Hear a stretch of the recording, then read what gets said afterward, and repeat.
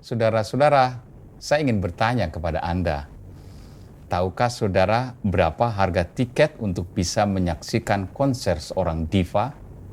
Misalnya saja konser seorang Syahrini.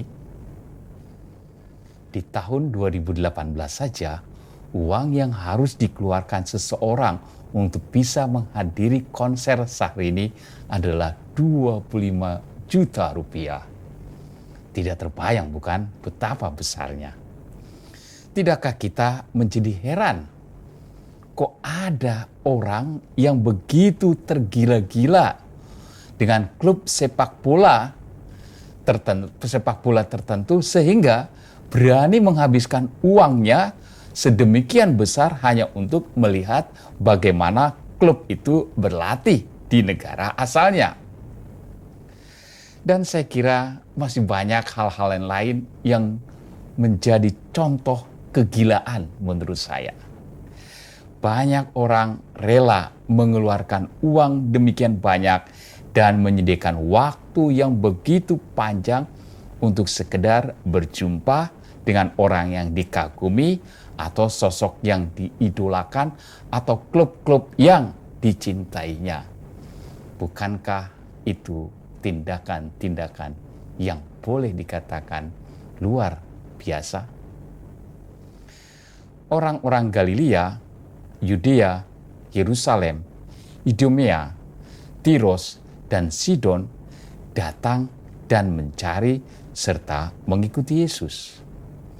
Mereka ini berasal dari daerah yang berbeda-beda. Ada yang berasal dari daerah yang dianggap orang-orang suci. Tetapi ada juga yang berasal dari daerah orang-orang yang dianggap tidak beragama atau kafir. Tetapi mereka semua disatukan oleh satu keinginan, yaitu melihat, mendengar pengajaran Yesus, dan memperoleh kelegaan berkat kesembuhan atau mukjizat lain yang terjadi dalam hidup mereka. Injil mencatat dengan baik hal ini.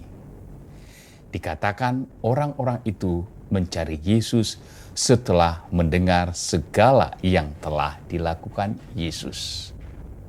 Yesus menjadi idola mereka.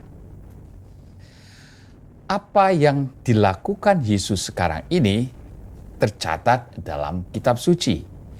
Dan mungkin dari beberapa pengalaman rohani orang-orang yang merasakan secara langsung tindakan Yesus dalam hidup mereka. Pengalaman itu mereka ceritakan, mereka sharingkan agar orang lain juga mengenal Yesus. Kisah-kisah itu baik dari kitab suci maupun dari sharing pengalaman iman mungkin juga sampai ke telinga kita. Dan mungkin juga sudah sampai ke pikiran dan hati kita. Jadi kisah Yesus itu sebetulnya sudah ada dalam hidup kita. Tetapi sekarang adalah apakah tindakan kita sendiri seperti orang-orang yang dikisahkan Injil hari ini, yakni datang dan mencari Yesus untuk mendengar Yesus berbicara, dan juga kita boleh merasakan tindakannya dalam hidup kita. Jangan-jangan semua informasi tentang Yesus itu hanya sekedar informasi, seperti kita begitu mudah menerima pesan-pesan di WA kita dan menghapusnya. Semoga ini tidak terjadi dalam diri kita. Yesus yang kita idolakan tetap kita cari dan kita rasakan kehadirannya dalam hidup kita. Tuhan memberkati.